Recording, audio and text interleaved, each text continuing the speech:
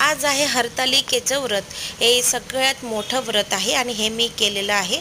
तर याची कथा मी तुम्हाला आज सांगते आहे. हरतालिकेची कहाणी आहे. एके दिवशी शंकर पार्वती कैलास पर्वतावर बसली होती. पार्वतीने शंकरांना विचारलं, महाराज, सर्व व्रतात चांगलं असं व्रत कोणते? श्रम थोडे आणि फळ पुष्कळ असं एखादं व्रत असलं तर मला सांगा.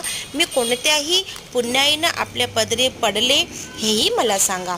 तेव्हा शंकर म्हणाले, जसा नक्षत्रात चंद्र श्रेष्ठ, ग्रहात सूर्य श्रेष्ठ, देवात विष्णू श्रेष्ठ, नद्यात गंगा श्रेष्ठ, त्याचप्रमाणे हरतालिका हे व्रत सर्वात मोठं.